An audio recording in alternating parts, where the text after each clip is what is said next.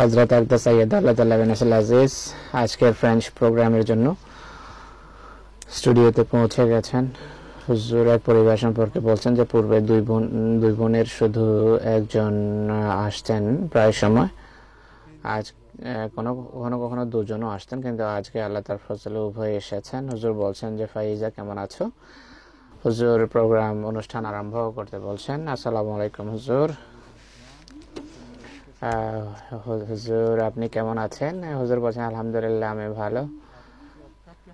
হুজুর বলছেন যে আপকা ক্যা হাল হ্যায়? উনি বলছেন আলহামদুলিল্লাহ শুকরিয়া। হুজুর বলছেন যে আপনাদের শিক্ষক ভালো। হুজুর খালিদকে বলছেন যে তোমার পিতা নিচে আছেন, অপেক্ষা করছেন। হুজুর বলছেন যে আপনার আব্বা নিচে অপেক্ষা করছেন।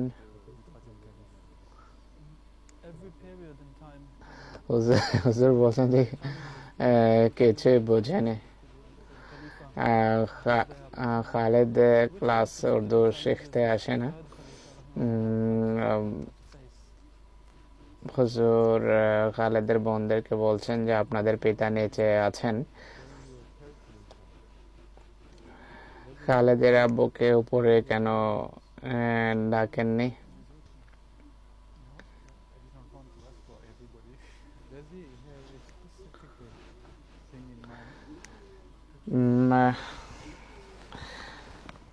প্রশ্ন পেশ করা হচ্ছে।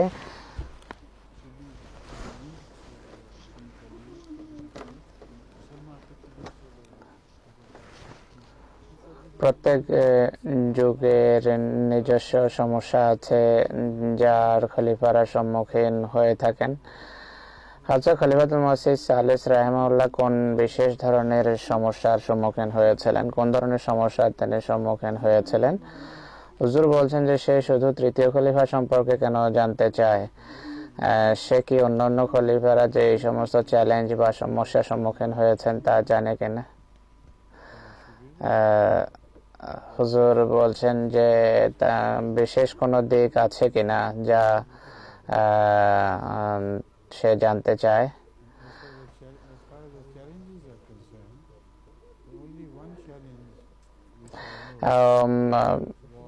উনি বলছেন, প্রশ্নকারী বলছেন যে প্রথম এবং দ্বিতীয় খলিফার জীবন সম্পর্কে কিছুটা পড়েছি, কিন্তু তৃতীয় খলিফা সম্পর্কে বিশেষভাবে কিছু পড়েননি তিনি। তাই তিনি খলিফাতুল-মাসিহ IV সম্পর্কে জানতে চান যে তিনি কোন বিশেষ ধরনের সমস্যার সম্মুখীন হয়েছেন। হুজুর বলছেন যে প্রশ্নের প্রকৃতি পুরোপুরি আমি বুঝতে পারিনি। কেউ যদি পড়ে না থাকেন তার এসব জানা উচিত। সংক্ষিপ্ত সময়ে খলিফাতুল-মাসিহ IV জীবনী সম্পর্কে কিছু বলা আমার জন্য কঠিন হবে। যে সমস্ত সমস্যা তিনি সম্মুখীন হয়েছেন, চ্যালেঞ্জের সম্মুখীন হয়েছেন, তার শুধু একটি আমি জানি, মনে আছে। এটি সম্পর্কে আমি হুজুরের কথা শেষ হওয়ার পর বলবো। But that was a small affair. Ultimately, he was unable to walk straight because of the mental pressures. The legs are affected, and that is why during the last 2-3 years of his life he was bedridden. In that period, the Jamaat decided that there should be a Nigran board, which means a board comprising of all the Anjumans and some other Jamaat members, respectable members of all members are respected, but who have been holding some positions like the Amir of Punjab, Amir of Karachi, etc., etc. So they were made into a board which was called Nigran board. Apparently, what people thought was that Nigran board had taken over as Khalifa, which is wrong, absolutely wrong. There is no iota of truth in that. Nigran board knew its position, and what they did was that any matter which was sent to Hazrat Khalifatul-Masih, before they reached him, they investigated everything threadbare. So only the essence was conveyed to him. The real essence of the issue, together with some important background. This person who is, for instance, writing against some Anjuman member or some Nazir, his history is that he is a crooked man, and he has not taken the right course of sending his application to you through that Nazir, that member of the Anjuman executive, and so on and so forth. So this matter was preliminarily prepared and seen into by the Nigran board. I'm sorry, Hazrat, I didn't get this bit which Hazrat just said. See, if somebody had complained against a central Jamaat official like a Nazir of Southern Anjuman Ahmadiyya and had written directly to Hazrat Muslim Maud, it was organized so that that letter was sent back from the private secretary to the Nigran board, so that any wrong impression could not be created on him, because he was not in such good health as to take care of all small details like he used to do. You understand? So that is the reason why this creation of Nigran board had become necessary. Now, when this matter was sent to Nigran board, the president of Nigran board was Hazrat Mirza Tahir Ahmad Sahib. So, as the chairman or president of, I think he was chairman of the Nigran board, it was his responsibility to take the whole matter to Hazrat Muslim Maud and present to him all the facts. During such presentations, it was not necessary that Hazrat Muslim Maud would accept the recommendation of the Nigran board. Many a time I was present, so as far as his senses and intelligence is concerned, he was absolutely in full command. He was forgetful, like it happens in arteriosclerosis, forgetful of some facts before, a few days ago. But he could understand the logic of everything so clearly that sometimes the Nigran board failed to point out something which he did, particularly if the matter was concerning some member who was an old member whose life was very clear to him. So he'd say, no, I don't believe this. I know the man myself, and he's like this and like that. So this is what exactly happened. Now the challenge to Hazrat Mirza Tahir Ahmad was that people started talking against him, that he has taken Khilafat into his own hand. You know, which was absolutely false. It has no iota of truth in it. He was humble enough to understand his position. All he did was that he acted as president of the Nigran board and presented all the matters which had been thoroughly sifted by the Nigran board investigation in a sifted form to Hazrat Muslim Maud. So during his lifetime, an attempt was made by a son of Hazrat Khalifatul-Masih IV to become popular in the Jamaat, particularly by cashing upon the name of Hazrat Hakim Maulvi Nuruddin Sahib. So all that was clear was that he intended to become the next Khalifa. Now, this was understood by the whole Jamaat in the sense that nobody took care of him as such. But a few among the Murabbiyan and this and that, who were later expelled, and some rectified themselves, they were influenced by him because he especially met them with great love and understanding, and he walked along with them, embracing them, and so on and so forth. So naturally, he was a senior member, and everyone was flattered by his specific attentions. So he sometimes raised questions against embarrassing questions to Hazrat Khalifatul-Masih IV during the ijtimas which he presided. So that was one challenge which was faced by him. He had no ambition, but he was creating the impression that Hazrat Muslim Maud is promoting him to become the next caliph.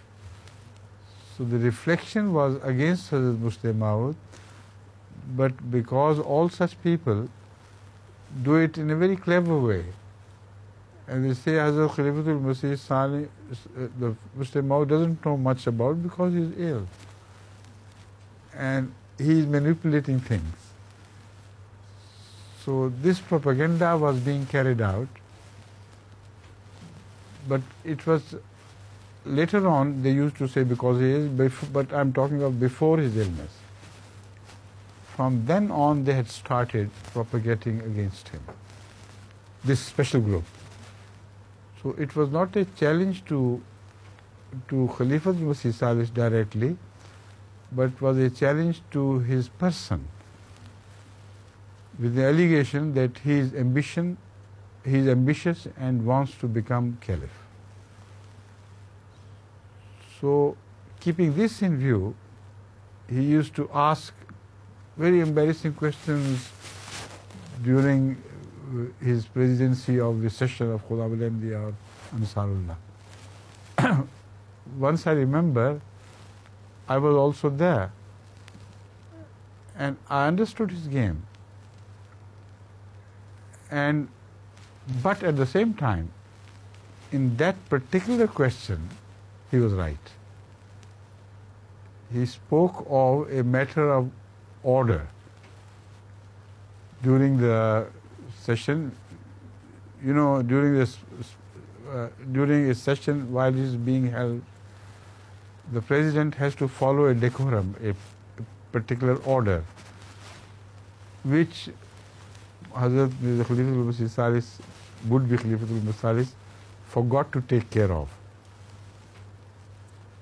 And when he raised the point, because he thought he would do it only to embarrass him, he was about to take a strong position that, no, I'm right.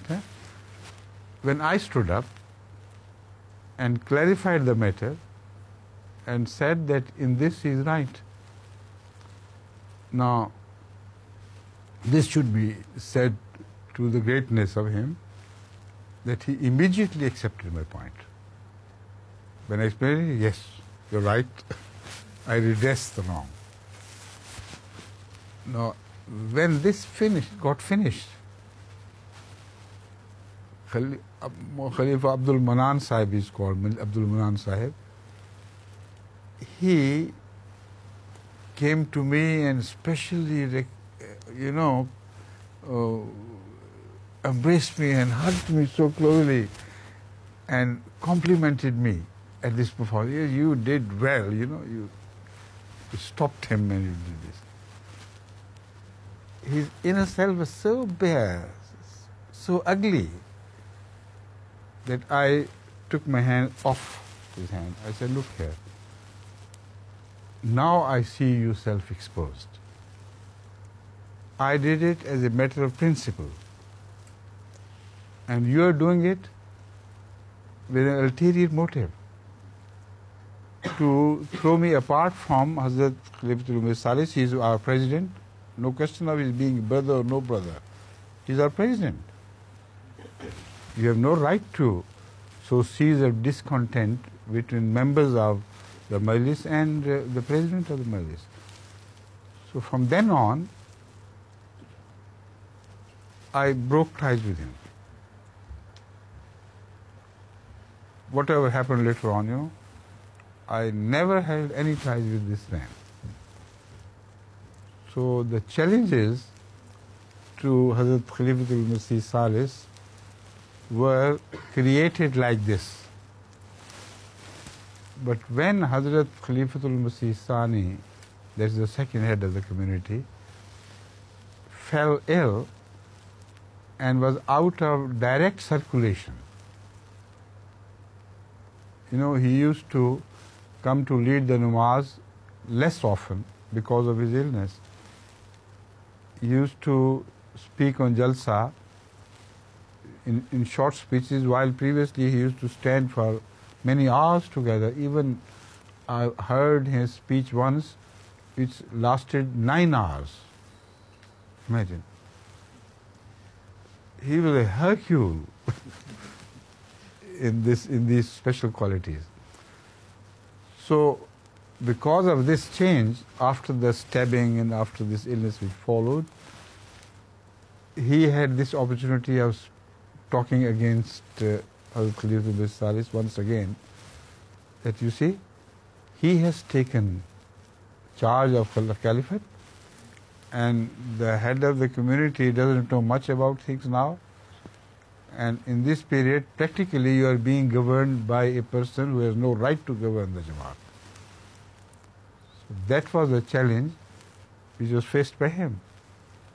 But the Jamaat did not pay any attention to him. He even sowed the seed of discontent against Hazrat Muslim Maud in later days. He said, look here, he is not being loyal to Khalifatul-Masih IV. He was so courteous to him. He supported him while all his life in a manner that he sort of groomed him for the next caliphate. And this is what he is doing to Hazrat Khalifatul-Masih IV's own son. Now, simple-minded people may have been influenced by this, but people of deeper understanding consider it to be a reflection upon the character of Hazrat Khalifatul-Masih IV, the first caliph, in the sense as if he thought that caliphate is made by humans, against which he had pronounced repeatedly. He said, I tell you one thing, I was made caliph by Allah, and the next one, whoever it is, will be made by Allah. Neither I can do anything about it, nor you can do anything about it. So this was his father, and this was the son saying this. So in fact, he was speaking against his own father as well. But he was so ambitious. He wanted somehow to capture caliphate. Hazrat Khalifatul-Masih Sani, my father, even in his illness, was very firm in principles. He did not care what people thought of him. He said, this man has to be ousted from the Jamaat now. Things have come to a head where his remaining in the Jamaat will be against all principles which I have been supporting throughout my life. He said, I oust him, and whoever wants to follow him, let him get out, and I do not care a bit about this. So a handful of people followed him, while he thought the majority of the Jamaat will come out with him and support him, because his argument was very sentimental about Hazrat Khalifatul-Masih IV. See? No one followed. Even he went over to Lahori Jamaat Now, you have asked a small question with a very large answer. That is why I was trying to avoid it. But let him, I think, maybe the whole time will be consumed by this one question. And poor ladies, they will be left without any time. Anyway, you better answer this, because this is a very important question. And for the newcomers, like many are, among them are, it's better that they hear it from my own lips. Sa sainteté le calife a commencé en disant qu'il n'était pas possible, évidemment, de faire toute la biographie du troisième calife. Évidemment, tous les califes ont à faire face à... Hazrat Amirul Mu'minin Ayyadullah Ta'ala bin Nasir Aziz ke Jamal প্রশ্ন করেছে খলিফাতুল মাসিহ সালেসের জীবনের বিশেষ দিক, বিশেষ challenge যার তিনি সম্মুখীন হয়েছেন তা বর্ণনা করতে। তো হযরত আমিরুল মুমিনিন আইয়াদুল্লাহ তাআলা বিন নাসির আজিজ বিস্তারিতভাবে সবকিছু বলেন, যদি এখনো পুরো উত্তর শেষ হয়নি। হুজুর বলেন যে আসলে হযরত খলিফাতুল মাসিহ সালেস নিজের জীবনে অনেক সময় অনেক চ্যালেঞ্জের সম্মুখীন হয়েছেন, কিন্তু আসলে এটি তার খলিফা নিযুক্ত হওয়ার পরের কথা নয়, বরং তার খলিফা নিযুক্ত হওয়ার পূর্ব থেকে এটি আরম্ভ হয়েছে। আসলে হযরত খলিফাতুল মাসিহ সানি রাদিয়াল্লাহু আনহুর উপর এক শত্রু আক্রমণ করে এবং তার কাঁধে যখন তার ঘাড়ে ছুরি ঢুকে যায়, তারপর তিনি বেঁচে যান আল্লাহ তাআলার ফজলে। ঘাতক তাকে হত্যা করতে পারেনি, কিন্তু তার ব্রেনের রক্ত যে পৌঁছার যে নালী ছিল, সেই নালীতে কোনো ত্রুটি দেখাতে এবং সঠিকভাবে ব্রেনের রক্ত পৌঁছতো না, যার ফলে তার ব্রেন প্রভাবিত হয়েছে এবং শেষের বছরগুলোতে সোজা তিনি হাঁটতেও পারতেন না, তার পা প্রভাবিত ছিল এবং 2-3 বছর তিনি এভাবে বিছানায় শায়িত ছিলেন। তখন জামাত সিদ্ধান্ত করে যে জামাতের গুরুত্বপূর্ণ বিষয়াদি যেহেতু রয়েছে, তাই একটা নিগরান বোর্ড নিযুক্ত করা উচিত। নিগরান বোর্ডের সদস্য ছিল আঞ্জুমানের সমস্ত গুরুত্বপূর্ণ মেম্বারগণ এবং জামাতের সম্মানিত পদে যারা প্রতিষ্ঠিত ছিলেন তারা সম্মানিত, সবাই সম্মানিত, কিন্তু তাদের ভিতর হুজুর বলছেন যে যেমন পাঞ্জাবের আমির, করাচির আমির ইত্যাদি ইত্যাদি এই ধরনের ব্যক্তিরা সেই নিগরান বোর্ডের মেম্বার ছিলেন। এবং হযরত মির্জা নাসির আহমদ খলিফাতুল-মাসিহ সালেস, যিনি পরবর্তীকালে হয়েছেন খলিফা, তিনি এই বোর্ডের চেয়ারম্যান ছিলেন। এবং নিগরান বোর্ড কাজ ছিল যে কোনো বিষয় সম্পর্কে ভালোভাবে চিন্তা করা, বিশ্লেষণ করা, বিশ্লেষণের দৃষ্টিতে সেই বিষয়টি দেখা, তারপর তাদের কথার যে সারাংশ বা এসেন্স সেটি হযরত খলিফাতুল-মাসিহ সানি রাদিয়াল্লাহু আনহুর কাছে পেশ করা হতো।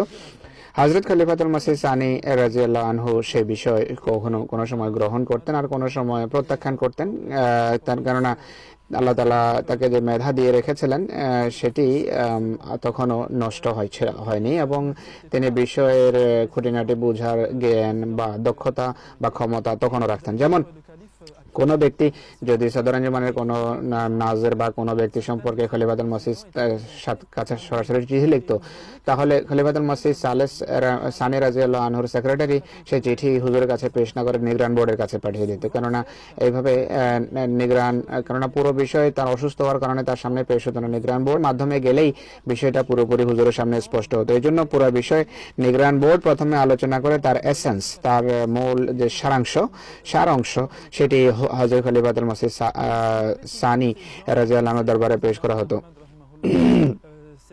আর নিগরান বোর্ডের চেয়ারম্যান ছিলেন খলিফাতুল-মাসিহ সালেহ, যেটা আমি পূর্বে বলেছি। তিনি হযরত খলিফাতুল-মাসিহ সানি রাদিয়াল্লাহু আনহুর মেধা এবং ইন্টেলিজেন্স আর তার বুদ্ধি, তার চিন্তা শক্তি তখনও সম্পূর্ণভাবে সঠিকভাবে কাজ করত।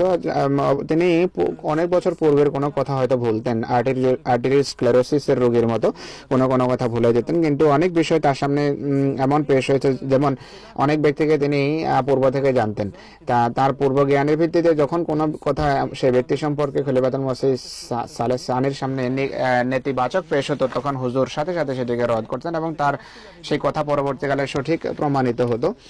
তো হযরত খলিফাতুল-মাসিহ সালেহ রাহিমাহুল্লাহর খলিফা হওয়ার পূর্বেই চ্যালেঞ্জের সম্মুখীন হওয়া তিনি আরম্ভ হন। আর আসলে মানুষ অনেক কিছু দুষ্ট প্রকৃতির লোক ছিল যারা বলছিল যে মির্জা নাসির আহমদ খেলাফতকে নিজের হাতে নিয়ে নিয়েছে এবং তিনি শুধু আর তিনি নিজে বিভিন্ন ভুল কথা মানুষের ভিতর বলছেন এবং ভুলভাবে মানুষকে প্ররোচিত করছেন, মুসলিমদের কথাকে ভুলভাবে ব্যাখ্যা করছেন। এই ধরনের কথা হযরত মির্জা নাসির আহমদ রাহিমাহুল্লাহ সম্পর্কে বিভিন্ন মানুষ বলে বেড়াচ্ছিল। আর খলিফা সানি রাদিয়াল্লাহু আনহু সম্পর্কেও এই ব্যক্তি অনেক আজে বাজে কথা বলেছে এবং হযরত খলিফাতুল-মাসিহ সানি রাদিয়াল্লাহু আনহুর জীবনেই মৌলভী হযরত হাকিম নুরউদ্দিন রাদিয়াল্লাহু আনহুর ছেলে আব্দুল মান্নান সম্পর্কে হযরত আকদাস বলেন যে মান্নান হযরত খলিফাতুল-মাসিহ সালেস হযরত মির্জা নাসির আহমদ রাহিমাহুল্লাহর বিরুদ্ধে আজে বাজে প্রপাগান্ডায় রত ছিল এবং আজে বাজে কথা বলে বেড়াতো যে মির্জা নাসির আহমদকে তোমরা মানছো, সে খলিফা সেজে বসেছে, অথচ সে খলিফা হলেন হযরত মুসলিম মাউদ রাদিয়াল্লাহু আনহু, তার কথাকে এই ব্যক্তি ভুল ব্যাখ্যা করছে, তোমরা এই ব্যক্তিকে কেন মানছো। আরো মান্নান সম্পর্কে হযরত আমিরুল মুমিনিন বলেন যে সে হযরত খলিফাতুল-মাসিহ আউয়াল রাদিয়াল্লাহু আনহুর ছেলে, আসলে সে জনপ্রিয় হতে চেয়েছে এবং সে হযরত খলিফাতুল-মাসিহ আউয়াল রাদিয়াল্লাহু আনহুর নামকে পুঁজি করে আসলে তার জনপ্রিয়তা তালাশ করছিল। আসলে সে হযরত খলিফাতুল-মাসিহ সানির পর খলিফা হওয়ার তার একান্ত উচ্চাভিলাষ ছিল। জামাত তার কথা বুঝেছে এবং কোনো পরোয়া করেনি। অবশ্য গুটি কতক মুরব্বী যাদেরকে পরবর্তীকালে জামাত থেকে বের করে দেওয়া হয়েছে তারা তার কথা মেনেছে এবং অবশ্য অনেক এমন ছিলেন যারা নিজেদের সংশোধন করেছেন এবং তারা পুনরায় জামাতে ফিরে এসেছেন। তারা এই ব্যক্তিকে সালাম করত এবং কয়েকজন মানুষ তার এই ধরনের প্রপাগান্ডার কারণে নষ্ট হয়েছে। বিভিন্ন অনুষ্ঠানে হযরত খলিফাতুল-মাসিহ সালেস রাহিমাহুল্লাহকে সে বিভিন্ন বড় নাজুক এবং লজ্জাস্কর পরিস্থিতির সম্মুখীন হতে হতো। খলিফাতুল-মাসিহ সালেসকে তার বিভিন্ন ধরনের আজে বাজে প্রশ্নের কারণে বিভিন্ন ইজতেমা বা জলসার সময় সে বিভিন্ন আজে বাজে কথা খলিফাতুল-মাসিহ সালেস রাহিমাহুল্লাহকে, তিনি যেহেতু বোর্ডের চেয়ারম্যান ছিলেন, সেই চেয়ারম্যানকে তিনি এই ব্যক্তি বিভিন্ন আজে বাজে প্রশ্ন করতো যে আপনি এই প্রশ্নের উত্তর দেন, আপনি এই প্রশ্নের উত্তর, মানুষকে বলতো যে এই ব্যক্তি খলিফাতুল-মাসিহ সানি রাদিয়াল্লাহু আনহু জায়গায় খলিফা সেজে বসেছে, তোমাদের উচিত খলিফার অনুসরণ করা, তোমরা কেন নাসির আহমদকে অনুসরণ করছো।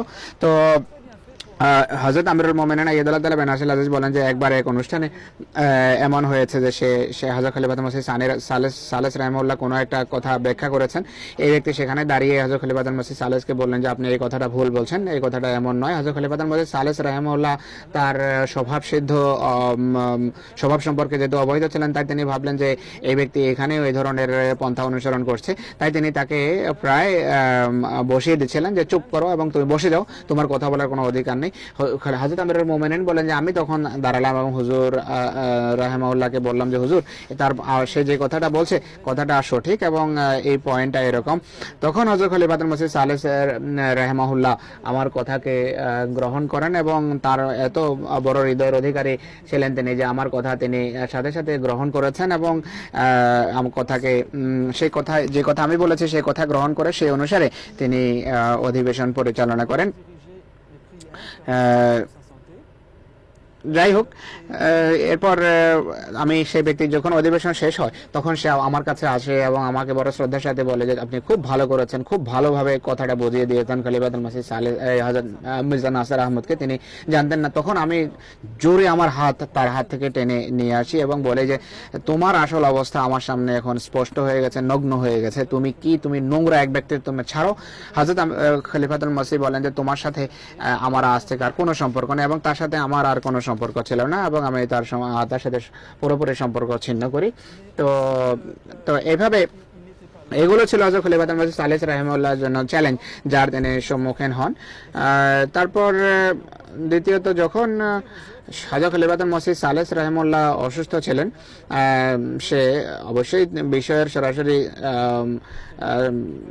টিম আমাদের নিগরান বোর্ড যে ছিল সেই বোর্ডের চেয়ারম্যান হিসাবে খলিফাতুল-মাসিহ সালেস রাহিমাহুল্লাহ বা হযরত মির্জা নাসির আহমদ তার সামনে বিভিন্ন বিষয় পেশ করতেন। সরাসরি নামাজের জন্য আসতেন না, নামাজে কম আসতেন, বক্তৃতাও কমই দিতেন, কিন্তু এর পূর্বে তার বক্তৃতা অনেক দীর্ঘ হতো, অনেক সময় প্রায় 9 ঘন্টা তিনি এক নাগারে বক্তৃতা করেছেন। একদিক থেকে তাকে হারকিউস বলা যায়। তো হযরত খলিফাতুল-মাসিহ সানির উপর যখন ছুরিকাঘাত করা হয় তখন থেকেই মান্নান আসলে বিভিন্ন আজে বাজে কথা বলে আসছিল। আর সে ভাবছিল যে হয়তো খলিফাতুল মসিহ সালেস সম্পর্কেও সে অনেক বাজে কথা বলে, যে এই ব্যক্তি অসুস্থ, তোমরা সে অসুস্থ ব্যক্তিকে মানছো খামোখা, এবং হযরত মুসলিমদের বিরুদ্ধে বিদ্বেষ ছড়াচ্ছিল, এবং আসলে এটিও বলতো যে সে এই ব্যক্তি হযরত খলিফাতুল মসিহ আউয়ালের প্রতি অনুগত ছিল না, এবং অথচ হযরত খলিফাতুল মসিহ আউয়াল তাকে, এই ব্যক্তি খলিফাতুল মসিহ আউয়ালের কথা মানে না, খলিফাতুল মসিহ আউয়াল যেভাবে জামাতকে চালিয়েছেন সেই সব কিছু সে পরিবর্তন করে দিয়েছে। তারপর সে এই কথাও বলে বেড়াচ্ছিল যে অথচ হযরত খলিফাতুল মসিহ আউয়াল তাকে খলিফা বানিয়েছেন। তার কথা থেকে যেন এটি মনে হচ্ছিল যে খলিফাতুল মসিহ আউয়াল নাকি বিশ্বাস করতেন যে খলিফা মানুষ বানায়, আল্লাহ নয়। তো যাই হোক, হুজুরের সাথে আমাকে চলতে হবে। হুজুর এখন যা বলছেন তা ইনশাআল্লাহ আপনাদের সামনে আমি পেশ করব। Due to many factors, he used to come with my brother-in-law, Mia Abdurrahim Ahmad, to our house so often, and he was a very close pal of his and an old fellow student with him at Aligarh. So I knew him personally more than my other brothers did. And also, he was always kind to me, I must say. He had a special knack. He was a soft-spoken person. Seldom you would hear from him harsh words. Very polished and glib. And also, he was a scholarly man. There is no doubt about it.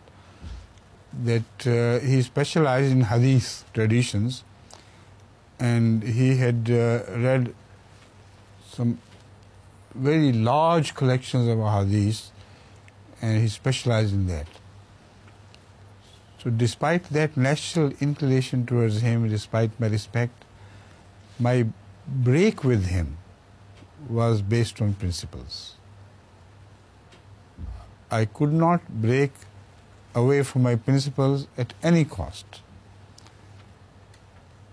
I was right, and it was proved later on. When he was expelled from the Jamaat, Khilafat, that is those who have become members of Jamaat Ahmadiyya Mubayin, we call it, those who have done their bayat at the hand of the Khalifa. They are called Mubayin. Ghair Mubayin is that branch which later on had its headquarters built in Lahore. And Maulvi Muhammad Ali was the leader, the original leader of that Jamaat. So he later on shifted towards that Jamaat and became a regular member of the Jamaat, which was an affront to his own father. Because Hazrat Khalifatul-Masih IV, the first caliph, throughout his life supported the institution of Khilafat against the rule of Anjuman. Anjuman is the executive body which was created during the lifetime of Hazrat Masih Maud al-Islam. But it did not hold any power against Masih Maud al-Islam decision. So the same Anjuman was handed over to Hazrat Khalifatul-Masih IV when he became caliph. So some members of the Anjuman tried to establish the rule of so-called democracy and said, we hold this power. Hazrat Khalifatul-Masih IV, his father, late father, spoke so strongly against these tendencies. He said, I do not care for them, even as I care for a bottle of soda water. They just are nothing to me. God has made me caliph. He has put the whole Anjuman under my feet. So whatever I decide will go. Anjuman does not matter. There's such strong khutbahs and other addresses by Hazrat Khalifatul-Masih IV, that once all the so-called members of Anjuman who considered themselves to be important, he spoke so strongly against them that the whole mosque turned into a wailing house. And he said, you must do your bath again. Your bath is finished after all this talk. So they had to repeat their bath.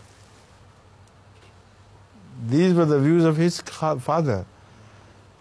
Now his son now propagating that Anjuman is right and Caliphate is wrong. See? So all principles were chucked overboard by him for the sake of self-aggrandizement, and promoting one's own personal interest or greatness of self-aggrandizement. So, but Allah knows what's happening in the hearts. He wanted to give a lesson throughout to the whole world who supported him, however small it was, but there was some world, to give them a lesson. He could neither ascend to the seat of Caliphate nor to the seat of Sadarat in Lahori Jamaat. People became immediately wary of what he was trying to do. And they took every measure to push him out. And even he tried to create a split within Lahori Jamaat and became the leader of one splinter group. Nothing doing. Nobody followed his intentions and his plots, and he was exposed everywhere he went. So these are Allah's ways. His late father, our beloved first Khalifa, was absolutely right. He said, I know if anybody has his personal ambitions, God will take care of him and he will be destroyed. Unfortunately, this prophecy got fulfilled against his own son. These are the Allah's ways. Right? Huzur poursuit en disant qu'il avait une affinité spéciale pour cet homme, Abdul Mannan, auparavant. Et il avait une affinité. হযরত আমিরুল মুমিনিন আইয়াদাল্লাহু তাআলা বিন নাসরুল আজিজ এখানে এসে বলেন যে এই গত অংশে কিছুটা বাকি রয়ে গেছে। খলিফা আউয়াল রাদিয়াল্লাহু আনহু ছিলেন মান্নান, তখন বলে বেড়াচ্ছিল যে খলিফা সানি রাদিয়াল্লাহু আনহুকে আমার পিতা খলিফা বানিয়েছে। মনে হয় যেন তার কথাতে বোঝা যায় খলিফা সানি নাকি বিশ্বাস করতেন যে খলিফা মানুষ বানায়, অথচ খলিফাতুল মসিহ আউয়াল রাদিয়াল্লাহু আনহু সারা জীবন এই বক্তৃতা করেছেন যে আমাকে তোমরা খলিফা বানানো, আল্লাহ আমাকে খলিফা বানিয়েছেন এবং আল্লাহ আগামীতে খলিফা বানাবেন। যাই হোক, খলিফাতুল মসিহ রাদিয়াল্লাহু আনহু নিজের নীতিতে অত্যন্ত স্ট্রিক্ট ছিলেন, স্ট্রং ছিলেন। আর তিনি তখন তার কাছে যখন এই সমস্ত বিষয়ের পর তিনি বলেন যে এই ব্যক্তি আমি জামাত থেকে বের করব এবং আমি সারা জীবন যে নীতির অনুসরণ করে আসছি সেই নীতিকে আমি আমার জীবনের এই অবস্থাতে নষ্ট হতে দেব না। এবং তিনি যাকে জামাত থেকে বের করে দেন কয়েকজন মানুষ শুধু সেই ব্যক্তির সাথে থেকেছে, বাকি পুরো জামাত আল্লাহ তাআলার ফজলুল খলিফাতুল মসিহ সানি রাদিয়াল্লাহু আনহুকে অনুসরণ করেছেন। তো যাই হোক, হযরত আকদাস বলছেন যে এই প্রশ্নের উত্তর দিতে আমার হয়তো পুরো সময় লেগে যেতে পারে আজকের অধিবেশনের। তাই হুজুর এই অংশে এসে বলেন যে এখন মান্নানের ব্যক্তিগত কিছু পরিচিতি হুজুর তুলে ধরেন যে মান্নান আসলে আমার ব্রাদার ইনলো মির্জা আব্দুর রহিমের সাথে আমাদের ঘরে আসতো এবং অন্যের তুলনায় আমি আমার অন্যান্য ভাইদের তুলনায় তাকে ভালো জানতাম এবং আমার প্রতি অত্যন্ত সদয় ছিল, অত্যন্ত কোমল ব্যবহার করতো, অত্যন্ত ভদ্র ছিল আর শালীন আচরণ করতো মানুষের সাথে। বড় পণ্ডিতও ছিল এবং হাদিসের বিশেষজ্ঞ ছিল, বিরাট সংগ্রহ পড়েছে হাদিসের। আর কিন্তু সম্মান করা সত্ত্বেও আমি তার সাথে আমার সম্পর্ক ছিন্ন করি, কেননা আমার নিজে ছিল, আমার নিজেকে আমি কখনো মানুষের সামনে জলাঞ্জলি দিতে পারি না। আর আমার সিদ্ধান্ত যে সঠিক, তার সাথে সম্পর্ক ছিন্ন করা যে সঠিক সিদ্ধান্ত ছিল, তা পরে প্রমাণিত হয়েছে। যখন সে জামাত থেকে বের হয় তখন সে লাহোরিদের দলে গিয়ে যুক্ত হয়। হুজুর মুবাইন এবং গায়র মুবাইনের ব্যাখ্যা করেন। মুবাইন বলা হয় তাদেরকে যারা হযরত খলিফাতুল মাসিহ আউয়াল রাদিয়াল্লাহু আনহুর হাতে বয়াত করেছিল, আর গায়র মুবাইন তারা যারা খলিফাতুল মাসিহ আউয়াল রাদিয়াল্লাহু আনহুর হাতে মুবাইন তারা যারা হযরত খলিফাতুল মাসিহ সানি রাদিয়াল্লাহু আনহুর হাতে বয়াত করেছিল, গায়র মুবাইন তারা যারা খলিফাতুল মাসিহ সানির হাতে বয়াত না করে লাহোরে গিয়ে একটা পৃথক আঞ্জুমান গঠন করেছে। এবং আঞ্জুমানের বিষয়টি হুজুর এখানে ব্যাখ্যা করেন যে আঞ্জুমান একটি সংগঠন জামাতে আহমদিয়ার, যা হযরত মসিহ ইসলামের জীবদ্দশায় প্রতিষ্ঠিত হয়। আঞ্জুমানের সদস্যরা কয়েকজন মনে করতো যে আঞ্জুমানই সর্বশক্তির অধিকারী এবং আঞ্জুমানই সত্যিকার গণতন্ত্র প্রতিষ্ঠা করবে, খলিফা কেউ নন, খলিফা আঞ্জুমানের অধীন হবে। কিন্তু হযরত খলিফাতুল মাসিহ আউয়াল রাদিয়াল্লাহু আনহু জোরদার বক্তৃতা করেন। উনি বলেন যে এই আঞ্জুমানকে আমি আমার পদতলে পিষ্ট করি এবং আঞ্জুমান আমার দাস, আঞ্জুমান আমাকে অনুসরণ করবে, আমি আঞ্জুমানকে অনুসরণ করবো না। এবং তিনি খলিফাতুল মাসিহ আউয়াল রাদিয়াল্লাহু আনহু পরিষ্কারভাবে আঞ্জুমানের সদস্যদেরকে বলে জোরালো ভাষায় তাদের বিরুদ্ধে বক্তৃতা করেন মসজিদে নূরে। এবং সেই মসজিদে একবার বক্তৃতা এমন পরিস্থিতি সৃষ্টি হয়েছে যে সেখানে মানুষের কান্নার রোলে সমস্ত মসজিদ ভরে যায় এবং বলা হয় যে খলিফাতুল মাসিহ আউয়াল রাদিয়াল্লাহু আনহুর বক্তৃতাতে মানুষ কাঁদতে কাঁদতে মানুষের হিচকি ওঠে এবং মানুষের জন্য সেখানে কথা বলা সম্ভব হচ্ছিল না, এমন পরিস্থিতির উদ্ভব হয়েছিল খলিফাতুল মাসিহ আউয়ালের বক্তৃতা শোনার পর। খলিফাতুল মাসিহ আউয়াল রাদিয়াল্লাহু আনহু তখন আঞ্জুমানের সদস্যদেরকে বলেন, তোমাদের সবার উচিত তওবা করে পুনরায় আমার হাতে বয়াত করা। এবং আঞ্জুমানের সমস্ত সদস্য খলিফাতুল মাসিহ আউয়াল রাদিয়াল্লাহু আনহুর হাতে সেখানে বয়াত করেন। তো এমন জোরদার এবং জোরালো খুতবা তিনি খেলাফতের পক্ষে দিতেন এবং তিনি বিশ্বাস করতেন, জোরালোভাবে বলতেন যে আমাকে কোনো মানুষ খলিফা বানায়নি এবং আমার পরবর্তী খলিফাকে কোনো মানুষ বানাবে না, বরং আল্লাহ তাআলা খলিফা বানাবে। এবং তথাকথিত আঞ্জুমানের বিরুদ্ধে তিনি এইভাবে সেখানে জোরদার বক্তৃতা করেন। অথচ তার ছেলে পরবর্তীকালে প্রপাগান্ডা করে যে আঞ্জুমান সঠিক, খলিফা ভুল। এবং এইভাবে সে আসলে নিজের যে বড়াই এবং নিজের যে আমিত্ব সেটিকে সে প্রমাণ করতে চেয়েছে, নিজেকে যে কিছুটা বড় এই কথা, নিজের বড়াই আমিত্ব বা অহমিকার কারণে সে ধ্বংস হয়েছে। তো আসলে আল্লাহ পরবর্তীকালে যারা তাকে অনুসরণ করেছে তাদেরকে একটা শিক্ষা দিতে চেয়েছেন এবং সে তারপর জামাত থেকে যখন বের করে দেওয়া হয় তাকে সে লাহোরে যায়, লাহোরিদের ভিতর গিয়ে সে জনপ্রিয় হতে চায়, কিন্তু লাহোরি জামাতের সদস্যরা পুরোপুরি তাকে বুঝে যায় এবং তারা তাকে সেখানে আশ্রয় দেয়নি, বের করে দেয়। এবং লাহোরিদেরকেও পরে দুই ভাগে ভাগ করার চেষ্টা করেছে সে, কিন্তু সেখানেও সে সফল হয়নি। আর তার পিতা একেবারেই সঠিক ছিল যে তার পিতা ভবিষ্যৎবাণী করেছেন কেউ যদি এই সমস্ত খেলাফতের ব্যাপারে আগ্রহী হয়, অতি আগ্রহী হয়, কেউ যদি কিছু হতে চায় তাহলে আল্লাহ তাআলা তাকে অবশ্যই ধ্বংস করবে। এবং তার ছেলে এইভাবে ধ্বংস হয়েছে। এবং দুর্ভাগ্যজনকভাবে তার হযরত মুসলিম ওদের ভবিষ্যৎবাণী তার নিজের ছেলের বিরুদ্ধে পুরা হয়েছে। হুজুর আকদাস বলেছেন যে আমি খুব সন্তুষ্ট যে প্রশ্নটা জামাল জিজ্ঞেস করেছে, আর বই পড়ে সবকিছু তোমাদের যেন জানা সম্ভব না। আমার যেহেতু সবকিছু জানা ছিল, সবকিছু আমি জানি, তাই তোমাদের সামনে আমি আমার নিজের ভাষায় এটি স্পষ্টভাবে তুলে ধরলাম এবং এটি তোমাদের জানার প্রয়োজন ছিল। তাই জামাল যে প্রশ্নটি করেছে তাই আমি জামালের প্রতি কৃতজ্ঞ এবং আমি আনন্দিত যে প্রশ্নটি জিজ্ঞেস করা হয়েছে এবং আমি পুরো বিষয়টি তুলে ধরতে সক্ষম হয়েছি যে খলিফাতুল মাসিহ সালেহ রাহিমাহুল্লাহ কি ধরনের চ্যালেঞ্জের সম্মুখীন ছিলেন। अस्सलाम वालेकुम हुजूर, ये सवाल तो बुर्किना फासो से आए हैं। Burkina Faso. Quels sont les avantages et les désavantages de la consommation du piment? Aussi, bon nombre de personnes n'arrivent pas à le digérer. Y a-t-il un remède homéopathique qui les aiderait?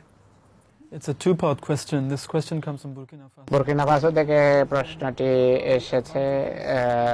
প্রশ্ন হলো যে মরিচ খাওয়ার উপকারিতা বা অপকারিতা কি? অনেকের মরিচ হজম হয় না, কোনো হোমিও ওষুধ আছে কিনা মরিচ হজম করার বা ডাইজেস্ট করার? হুজুর বলছেন যে উপকার বা অপকার কি। প্রথমে হুজুর বলছেন যে মরিচ খেলে বাজে তো পেট জ্বলে, আর মিউকাস ঝিল্লি, মুখের ঝিল্লি এবং পেটের পথের যে মিউকাস ঝিল্লি এবং পেটের মিউকাস ঝিল্লি, খাদ্যনালীর মিউকাস ঝিল্লি সব কিছুতে চুলকানি হয়, সব কিছু জ্বলে। কিন্তু এর ফলে কোষ যে কিছুটা উত্তেজিত হয়েতে মানুষ একটা স্বাদও পায়, একটা আনন্দ পায়। যারা মরিচ খায় তারা একথা জানে, মানুষ উপভোগও করে। সেলিমা যখন এখানে আসে, মরিচ খাওয়া তার জন্য বড় কঠিন ছিল, কিন্তু ধীরে ধীরে সেলিমা বুঝতে পেরেছে যে আমরা কেন মরিচ খাই, এবং অনেক সময় সেও অনেক ঝাল খাবার খেয়েছে। আর এটি সব মানুষের ক্ষেত্রে প্রযোজ্য। আজকাল অনেক ইংরেজদের অভ্যাস খুব দ্রুত পরিবর্তন হচ্ছে, খাবারের অভ্যাস বদলাচ্ছে তারা আজকাল ভারতীয় বা প্রাচ্যের খাবারের প্রতি তাদের আগ্রহ বেশি দেখা যায়, কেননা তারা মরিচ পছন্দ করে। মরিচ যত বেশি খাবেন, আপনার মরিচ খাওয়ার মরিচের প্রতি আগ্রহ ততই বাড়বে। এটি এত সুস্বাদু যে আপনি যতক্ষণ পর্যন্ত ঝাল না লাগবে আপনি খাবার পছন্দ করবেন না। আর মরিচ ছাড়া মনে হবে যেন ফিকা ফিকা সবকিছু, কিন্তু এর ক্ষতিকারক দিকও আছে। একটি ক্ষতিকারক দিক হলো আপনি যদি অনেক মরিচ খান, আপনার অভ্যাস না থাকা সত্ত্বেও এতে চরম আমাশয় হয়ে যেতে পারে আপনার। এমনকি অনেক রক্তক্ষরণও ঘটতে পারে মরিচ খেলে। তো এগুলো ক্ষতিকারক দিক মরিচের। আর অনেক আফ্রিকান মানুষ এই ধরনের রোগের রুগ্ন, এই ধরনের রোগে তারা অসুস্থ, তারা বিশেষ ধরনের মরিচ খায়, তারা বিশেষ ঝাল মরিচ খেয়ে থাকে। আফ্রিকার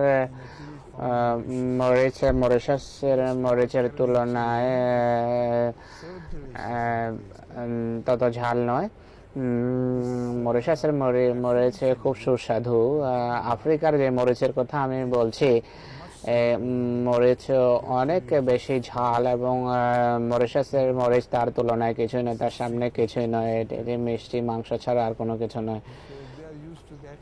আর তারা আসলে এতে পেটের অনেক ক্রনিক রোগ হয় মরিচের অতি বেশি ব্যবহারের ফলে। তারপরেও আফ্রিকান মানুষ খেতে থাকে। আর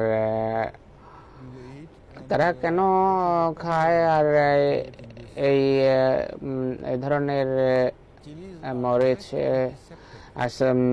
সৃষ্টির কারণ কি আল্লাহ তাআলার? হুজুর বলছেন মরিচ সবচেয়ে ভালো অ্যান্টিসেপটিক, পচা খাদ্য এবং দূষিত পানির বিরুদ্ধে সবচেয়ে বেশি দূষিত খাদ্য এবং দূষিত পানীয়র জন্য প্রতিষেধক হিসাবে মরিচ কাজ করে। যদি এই মরিচ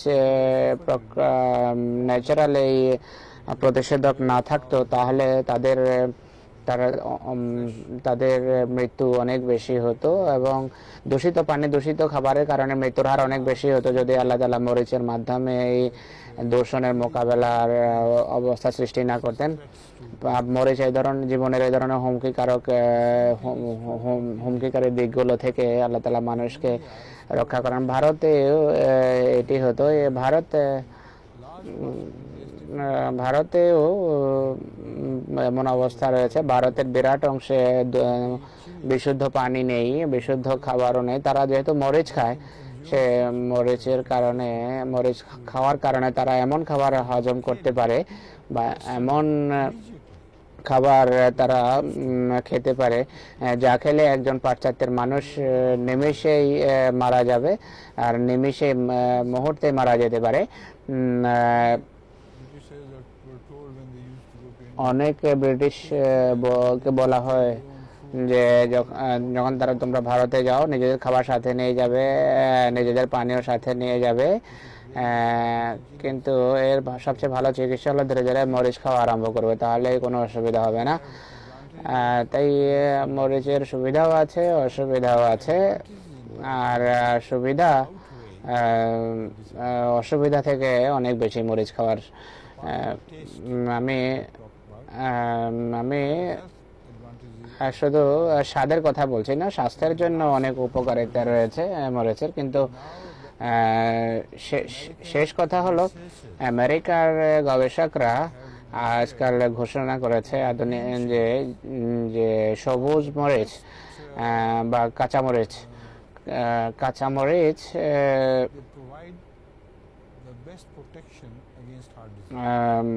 হৃদরোগের বিরুদ্ধে সবচেয়ে ভালো একটি খাদ্য। এটাকে প্রফিল্যাক্টিক বলা হয়। যারা কাঁচামরিচ খায়, যারা খুব বেশি কাঁচামরিচ খায়, তাদের হৃদরোগ হয় না। কোন রোগী যাদের হৃদরোগ আছে, তারা আজকালকার যে সমস্ত শল্য চিকিৎসক এবং ডাক্তারগণ তাদেরকে কাঁচামরিচ খেতে বলেন, খুব বেশি করে কাঁচামরিচ খাবেন। তো একজন এমন ডাক্তারকে আমি ব্যক্তিগতভাবে জানি, যিনি আমাকেও মরিচে খাওয়ার প্রস্তাব দিয়েছেন। তিনি বলেন যে প্রত্যেক রোগের সময় কাঁচামরিচ খাবেন, যখনই কোনো রোগ দেখাতে দেয় কাঁচামরিচ খাবেন। তাই হোমিওপ্যাথির তালাশের প্রয়োজন নেই, কাঁচামরিচ খাওয়া সুস্থ হয়ে যাবে। Sa sainteté dit qu'il y a plusieurs avantages et aussi quelques désavantages chez les piments.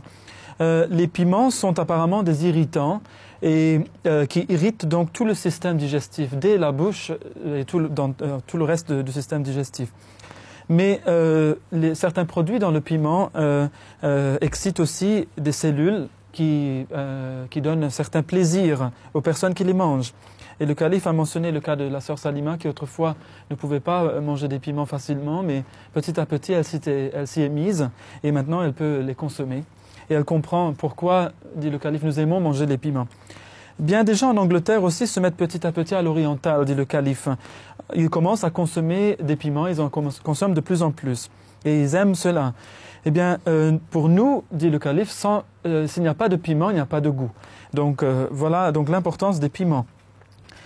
Par contre, le calife dit que si on consomme trop de piments sans en avoir l'habitude tout d'un coup, cela peut causer des dysenteries et même amenant des hémorragies internes très intenses, et donc cela est très très grave. Il faut donc s'abstenir de consommer des piments si on n'y est pas habitué. Il faut s'y mettre petit à petit.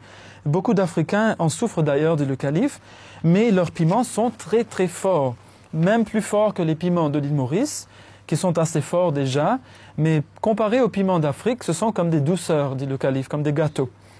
Alors, quel but Allah avait-il lorsqu'il a créé ces piments? Eh bien, nous savons à présent que les piments sont le meilleur antiseptique naturel contre l'eau ou la nourriture contaminée. Pardon? Gâteau, you said gâteau. No. Like sweetmeats. Yes. Gâteau. Yes.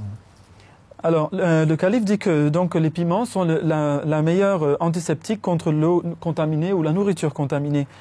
Sans cela, les Africains, par exemple, auraient beaucoup de peine à trouver de la nourriture pouvant être consommée. Et il en va de même pour un pays très pauvre comme l'Inde, qui connaît une situation très similaire à celle de l'Afrique. Avec les piments, les Indiens peuvent eux aussi boire une eau qui tuerait immédiatement tout occidental qui essaierait de la boire. Donc c'est pour ça qu'on dit toujours aux Européens ou aux Occidentaux en général, lorsqu'ils vont en Inde, il faut absolument qu'ils fassent attention à la nourriture, à l'eau, il faut qu'ils apportent avec eux leur propre eau et leur propre nourriture, sinon ils risquent de se mettre dans des situations très très graves. Et donc le calife dit que voilà les avantages et désavantages. Selon moi, dit-il, les avantages dépassent quand même les désavantages. Mais pour terminer, le calife dit encore un point intéressant, c'est que les chercheurs américains ont récemment découvert que les piments verts constituent la meilleure protection contre les maladies cardiaques, la prophylaxie, etc. Et certains médecins ont même commencé à prescrire des piments pour ces personnes qui souffrent de troubles cardiaques. Le calife dit même, un médecin l'a fait dans mon cas, il m'a dit que vous devez manger des piments avec tous les jours. Et donc le calife dit que, en fait, pourquoi devons-nous nous tourner vers l'homéopathie? Laissons de côté l'homéopathie et allons prendre du piment. Right. Your question. No. Ma question est For au the 5 sujet... seconds and your question. Okay. But anyway, I'll extend the time, please. Okay, c'est une question à propos des systèmes d'éducation des grammar schools en Grande-Bretagne. Ce système est rejeté par une partie de la classe politique parce qu'il crée une sélection dès l'âge de 11 ans et donne un avantage aux enfants qui réussissent cet examen en leur donnant accès à une meilleure éducation. Que pense l'islam de la sélection scolaire des jeunes enfants? Quoting the example of grammar schools and the very harsh selection which they use to choose their pupils. Which is something, as Naveed is saying, against which many of the politicians are taking stands these days. What does Islam... স্কুলে ছাত্র নেয়ার সময় খুব কঠিন পরীক্ষার সম্মুখীন হতে হয় ছাত্রদেরকে। ইসলামের রীতি কি এ ব্যাপারে? হুজুর বলছেন যে ইসলামের রীতি হলো মেধা দেখতে হবে। আল্লাহ তাআলা প্রত্যেক ব্যক্তির সাথে তার মেধা অনুসারে আচরণ করেন। কেউ মেধা যদি ভালো হয় তাকে ভালো সুযোগ দেওয়া উচিত, আর তার সেই মেধাকে যেন সঠিকভাবে সে উন্নতি দিতে পারে। তো গ্রামার স্কুলে এই ধরনের শিশুদের ভালো যত্ন নেয় এবং যে ধরনের যে সমস্ত শিশুর পটেনশিয়াল আছে তাদের সঠিক অবশ্যই তাদের সুযোগ দেওয়া উচিত, এতে কোনো অসুবিধা নেই। কিন্তু গ্রামার স্কুলের এই রাস্তা দরিদ্র মেধাবী ছেলেদের জন্য খোলা থাকা উচিত। এখানে তারা ভুল করে, তারা তাদের দরজা দরিদ্র মেধাবী শিশুদের জন্য বন্ধ রাখে, টাকার মাত্রা বাড়িয়ে বা ফিস বাড়িয়ে, বেতন বাড়িয়ে। ফিস যদি নর্মাল থাকে এবং প্রত্যেক শিশু যদি সেই সুযোগ পায় তাহলে মেধাই একমাত্র মাপকাঠি হবে। আর ইসলাম এই কথাই বলে যে মেধাই তোমাদের এমন ক্ষেত্রে মাপকাঠি হিসাবে নেওয়া উচিত। Économique et devrait être selon les talents. Allah permet bien sûr à tous ceux qui ont des talents, c'est lui-même qui leur a octroyé ces talents, de les parfaire davantage et d'utiliser tous les moyens possibles pour cela. Mais les écoles, des grammar schools comme on les appelle, ou les écoles très conservatrices en Angleterre, n'utilisent pas cette méthode-là nécessairement. Ces écoles devraient ouvrir leurs portes pour ces enfants qui sont économiquement faibles, qui sont pauvres, qui sont issus de familles pauvres, mais qui ont des talents. Donc eux aussi pourraient alors parfaire leurs talents, les aiguiser, les affûter. Mais ce n'est pas le cas. Donc ce qu'on devrait faire selon l'islam, c'est cela, c'est donner sa chance à toute personne qui a un talent, même si cette personne est pauvre ou qu'elle soit riche. Tous les enfants qui ont des talents devraient être encouragés à les parfaire dans les meilleurs milieux scolaires possibles.